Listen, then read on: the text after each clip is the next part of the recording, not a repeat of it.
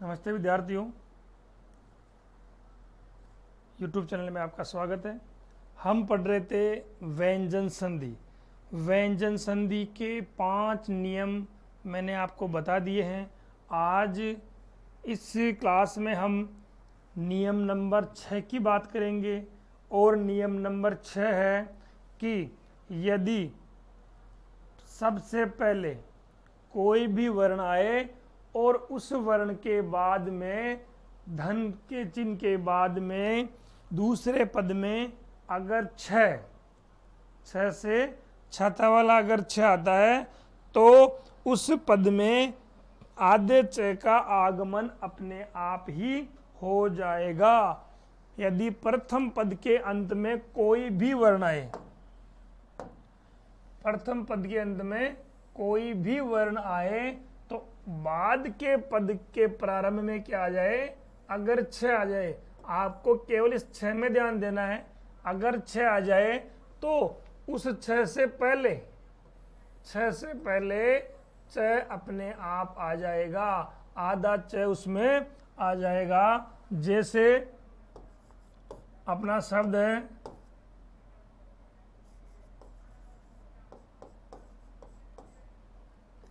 प्रतिछाया। प्रतिछाया का संधि विच्छेद होगा प्रति प्लस छाया। किसी भी शब्द के बाद में अगर 6 आ जाए तो ये इनके बीच में आधा च अपने आप ही आ जाएगा और आपका स्वर बन गया प्रतिछाया। किसी भी व्यंजन के बाद में 6 से छाता वाला अगर 6 आ जाता है तो उस 6 से पहले च अपने आप ही आ जाएगा। अनुच्छेद,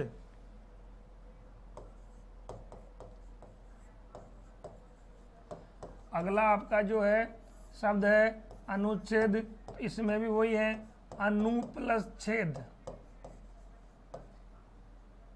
कोई भी वर्ण आए कोई फर्क नहीं पड़ता, लेकिन बाद में क्या आ जाए 6 तो बीच में किसका प्रयोग हो जाएगा, च अपने आप आ जाएगा और शब्द बन जाएगा अनुच्छेद। प्रतिछाया, अनुच्छेद, तरुच्छाया, तरु प्लस छाया। तो ये छठा नियम है। यदि यदि प्रथम पद के अंत में कोई सा भी पद आ जाए और दूसरे पद के शुरू में क्या आ जाए, 6 व्यंजन आ जाए तो च अपने आप आ जाएगा। इसके बाद अगला नियम है, यदि स जो दंते व्यंजन है, जिसका जो स्वर तंत्र में उच्चारित स्थान कौन सा है, दंते, इस स का स्थान है दंते। इस दंते व्यंजन से प्रारंभ होने वाले जो शब्द है, इससे पहले क्या आ जाए, ई आ जाए, या आ जाए या उ आ जाए। ये आपके तीनों ह्रस्व व्यंजन है, ह्रस्व स्वर है।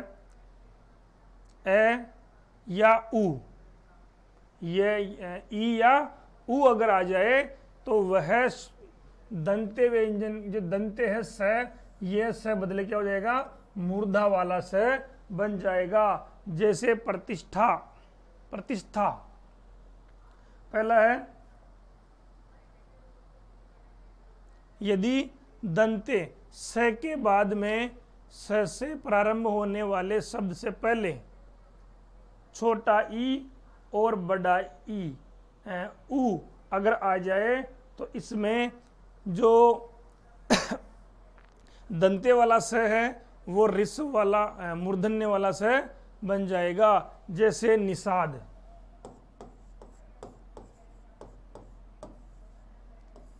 इसका संधि विच्छेद होगा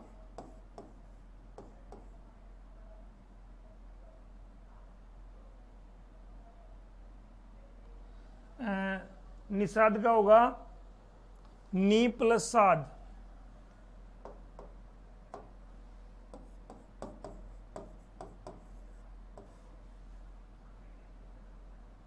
स से प्रारंभ होने से पहले ई या आ जाए। यहाँ पे आ रहा है छोटा ई और बाद में आ रहा है स, तो ये बन जाएगा आपका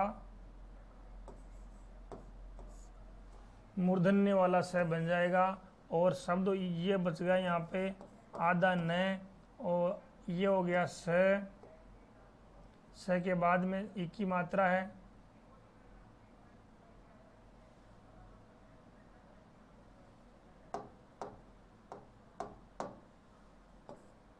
ये बन जाएगा स्लेट से षटकोण वाला स, ये आपका निषाद बन जाएगा। इसी प्रकार है विषाद, परिषद,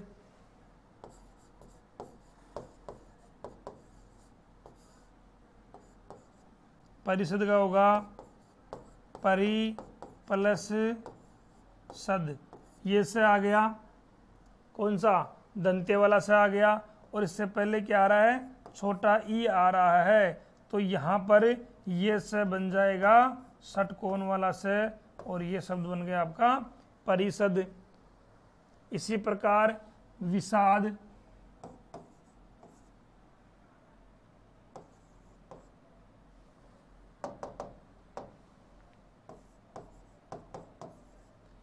विषाद बनेगा वी प्लस साद, ये से इससे पहले आ गया छोटा ई, तो ये बन जाएगा विषाद। तो ये आपको ध्यान रखने हैं। एक प्रतिषेध, प्रति प्लस सेद, प्रति प्लस सेद, से आ गया, ये सेद बन, छोटा ये आ गया, तो ये सेद हो गया, षटकोण वाला स हो गया। ये आपका हो गया सातवां नियम कि स के बाद में अगर स से प्रारंभ कोई शब्द प्रारंभ हो रहा है, उससे पहले ई या उ आए तो वह जो स है स्लेट वाला स है वो षटकोण वाला स बन जाएगा। इसके बाद में अगला जो है, यदि मूर्धन्य स के बाद में त और थ आ जाए, मूर्धन्य स के बाद में त आ जाए और थ आ जाए, तो त का ट बन जाएगा और थ का ठ बन जाएगा। यहाँ पे आपको ध्यान देना है, अगर स के बाद में त आ जाए तो इसका तो बन जाएगा ट, और इस स के बाद में त आ जाए, इसका बन जाएगा सॉरी थ आ जाए,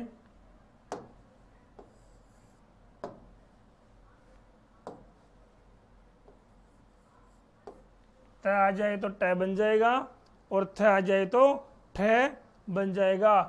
किसके बाद में, स के बाद में, मूर्धन्य स जिसको आप षटकोण बोलते हो, उस स के बाद में अगर त आ जाए तो उस त का हो जाएगा ट और थ का हो जाएगा ठ। जैसे है सृष्टि,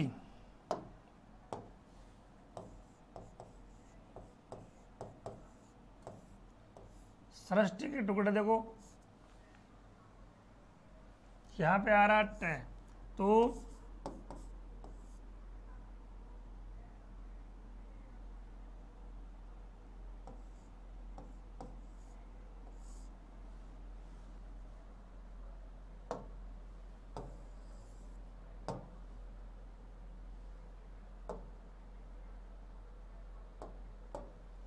इसका नियम है स के बाद में त और थ आ जाए तो त का बन जाएगा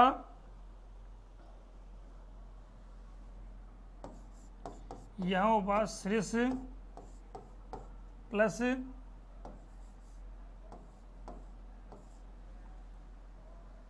इत, सृस प्लस इत, इसका होगा स के बाद में क्या आ रहा है, त आ रहा है,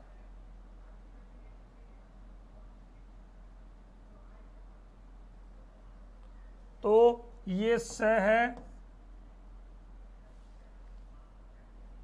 तो त क्या बन जाएगा, थ बन जाएगा, सॉरी त है वो ट बन जाएगा। तो ये ई की मात्रा स में जुड़ने से क्या हो गया, ये सृष्टि हो गया है। इसके बाद में है उत्कृष्ट,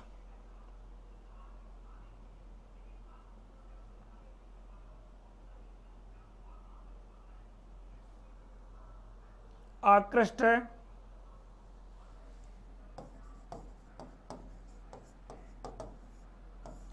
आकृष्ट का होगा आकृष्ट प्लस तय, स के बाद में क्या आ रहा है, तय आ रहा है, तो ये तय, ये जो तय है ये क्या बन जाएगा, तय बन जाएगा और शब्द बन जाएगा आकृष्ट। तो ये आपका 8वां नियम है कि स के बाद में अगर तय और थ आ जाए तो इस तय का हो जाएगा ट और इस थ का हो जाएगा ठ हो जाएगा। इसके बाद में 9वां नियम है, यदि न से पहले ई, री, स और र आ जाए, न से पहले दूसरे पद में कहीं पर भी न है और न से पहले ई आ जाए, री आ जाए, स आ जाए और र आ जाए, तो जो न है वो अण, जो ट वर्ग का अनुनासिक है उसमें परिवर्तित हो जाएगा। जैसे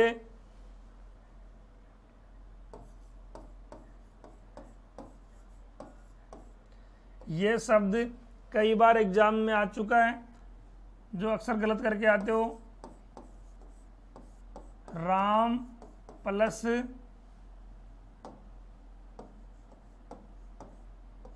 आयन, ये इसका सही संधि विच्छेद है, राम प्लस आयन। तो यदि न से पहले इसमें क्या आ गया, न, इस न से पहले क्या आ जाए, ई आ जाए, री आ जाए, स आ जाए या र आ जाए, तो यहाँ पे क्या आ गया है, र आ गया है। तो ये जो न है ये किस में हो जाएगा, अण में हो जाएगा। तो इसका क्या बन गया,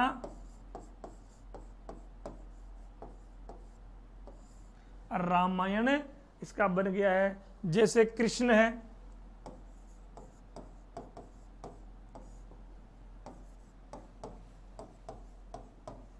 परिणय है,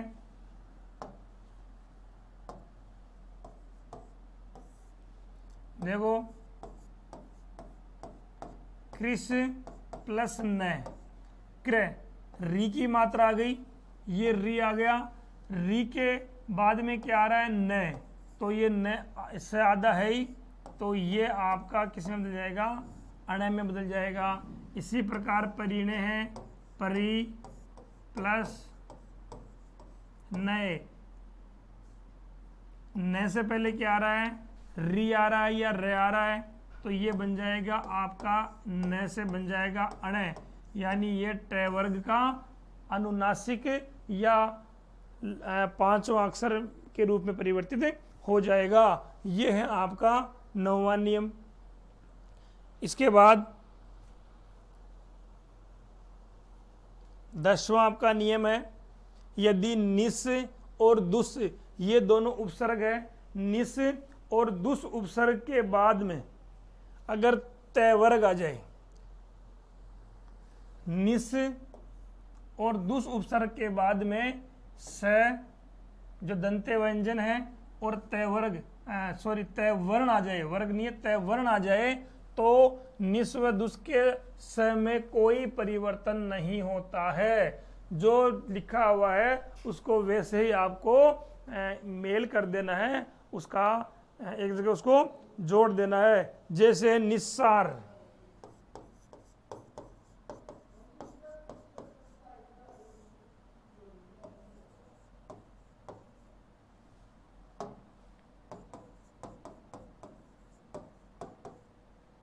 दुस्साहस, निस्सार का हो जाएगा निस प्लस सार।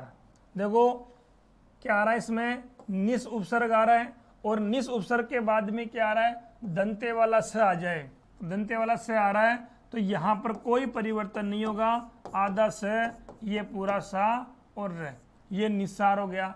इसी प्रकार इसका है दुस उपसर्ग है और इसका दूसरा रूप होगा साहस, आधा से आ रहा है, सॉरी दुस उपसर्ग आ रहा है इसमें, दुस उपसर्ग के बाद में क्या आ रहा है, स, तो इसमें इसका कोई परिवर्तन नहीं होगा और सीधा आ जाएगा ये दुस्साहस। अगर बीच में साहस का कोई परिवर्तन नहीं हो तो वहां पर आप उस को वैसा का वैसा ही लगा दोगे। निस प्लस तेज, निस्तेज, इसमें कोई परिवर्तन नहीं है, इसलिए ये आपका 10वां नियम है कि निस और दुस उपसर्ग के बाद में स आ जाए और तय वर्ण आ जाए तो उसमें स का कोई परिवर्तन नहीं होगा। उसके बाद में अपना अगला नियम है कि यदि दुस और दुस, निस और दुस, इन उपसर्ग के बाद में च आ जाए, छ आ जाए और स आ जाए, च, स और छ आ जाए, तो जो स्लेट वाला स है वो तालव्य वाले स में बदल जाएगा। ये दंते वाला स है, ये तालव्य वाले स में बदल जाएगा। कब? अगर निस व दुस के बाद में क्या आ जाए, च आ जाए, छ आ जाए या स आ जाए, तब इसमें ये स है, ये स इस स में बदल जाएगा। कैसे? देखो, निश्चल, दुष्चरित्र,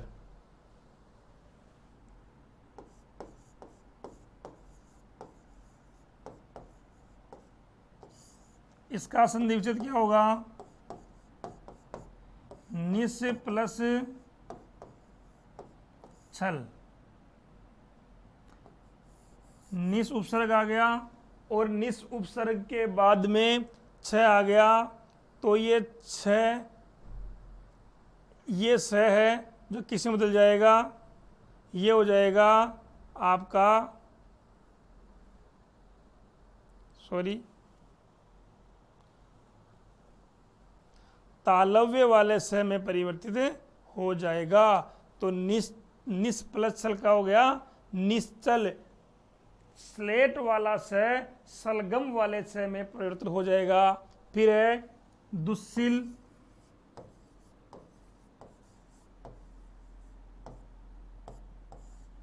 इसका होगा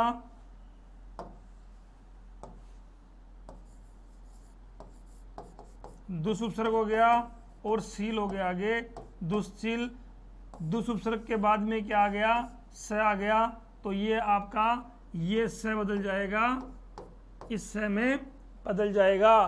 तो ये आपका हो गया 11वां नियम। निस और दुस के बाद में च आ जाए, छ आ जाए और स आ जाए, तो ये स्लेट वाला स सलगम वाले स में बदल जाएगा। उसके बाद में अगला नियम है, यदि निस व दुस, निस व दुस उपसर्ग के बाद में क, प, फ व्यंजन वर्ण आए तो दुस निस के स का क्या हो जाएगा, पहले तो इस स का हो रहा था सलगम, अब इस स का हो जाएगा स्लेट। कब? अगर च, छ और स आए तब तो हो जाएगा ये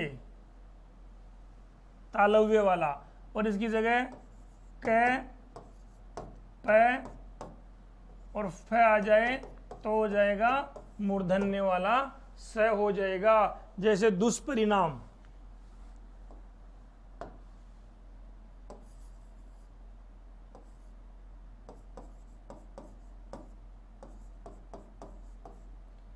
दुष्परिणाम का क्या होगा, दुस प्लस परिणाम, दुस उपसर्ग के बाद में क्या आ गया, प आ गया, और जब प आएगा तब आपका ये दंते वाला स किस में बदल जाएगा, मूर्धन्य वाले स में बदल जाएगा।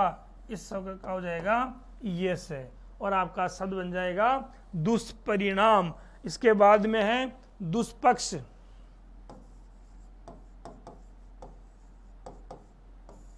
दुष्पक्ष का हो जाएगा दुस प्लस पक्ष, दुस के बाद में क्या आ रहा है, पे आ रहा है, यहाँ पे दुस के बाद में पे आ रहा है, तो दुष्परिणाम, यहाँ दुष् के बाद में पक्ष आ रहा है। एक है आपका निष्फल, दुष्प्रभार,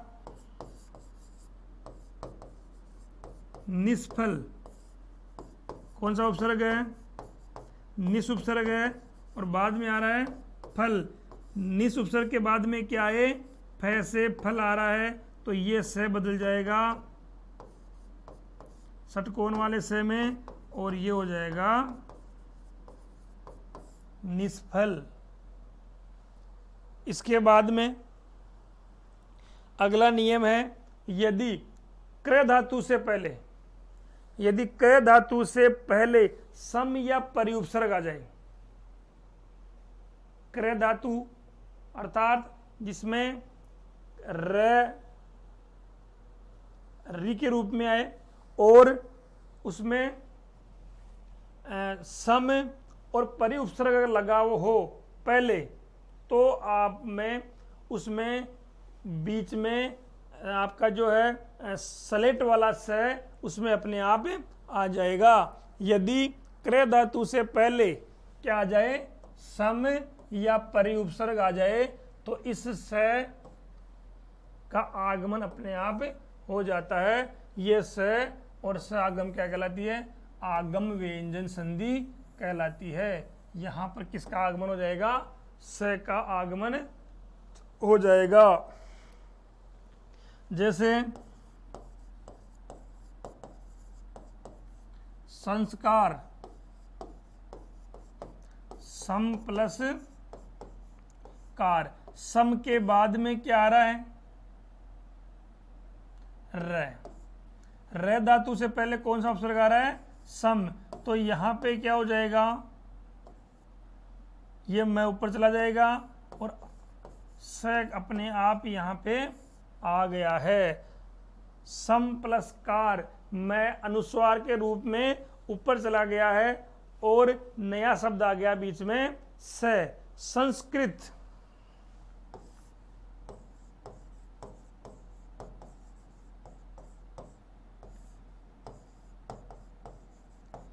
सम प्लस कृत, ये री आ गया, री से पहले सम आ गया, तो ये बीच में क्या आ जाएगा? यहाँ पे आपका आधा स अपने आप आ जाएगा, इसलिए इन्हें बोलते हैं आगम व्यंजन संधि। यह आपका संस्कृत शब्द। अब है परिष्कृत, परिष्कृति, परिष्कृता, ये ऐसे शब्द है परि प्लस कृत, परिष्कृत।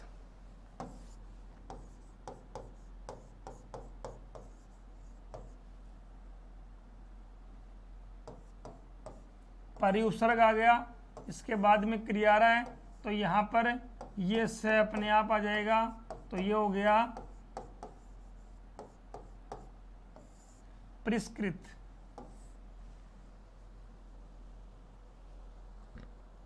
सम और प्रीधा उपसर्ग के बाद में अगर री धातु आ जाए या री धातु से पहले परी व उपसर्ग सम उपसर्ग आ जाए, तो बीच में स का आगमन हो जाएगा, स अपने आप आकर उस वाक्य में जुड़ जाएगा। इन्हें आगम व्यंजन संधि भी कहते हैं। ये मैंने आपको व्यंजन संधि के 13 नियम मैंने आपको बता दिए हैं। 2-3 नियम और हो सकते हैं, लेकिन जहाँ तक हो सके सब नियमों को मैंने जोड़ के आपको अच्छी तरह से बता दिया है। आपको इनका ढंग से रिवीजन करना है और एक एक व्यंजन को आराम से उनको मिलाना है। संधि विच्छेद करना और संधि युक्त करना, दोनों सब चीज़ें आपको आनी चाहिए, और तभी आपका जो ये संधि टॉपिक है वो क्लियर होगा। संधि टॉपिक छोटे से छोटे एग्जाम या बड़े से बड़े एग्जाम का एक महत्वपूर्ण हिस्सा है। ये आपका बिल्कुल भी गलत नहीं होना चाहिए। आज की क्लास में इतना ही है। अब अगली संधि होगी आपकी विसर्ग संधि। इस संधि को आप अच्छे से पढ़ के आइए। संधि पूरी होने के बाद तीनों संधियों का हम एक साथ उनका जो है एग्ज़ाम ले लेंगे। ठीक है, इसी के साथ मैं अपने शब्दों को विराम देता हूँ और आप इनको अच्छे से यूज कीजिए। बहुत बहुत आपका धन्यवाद। Thank you.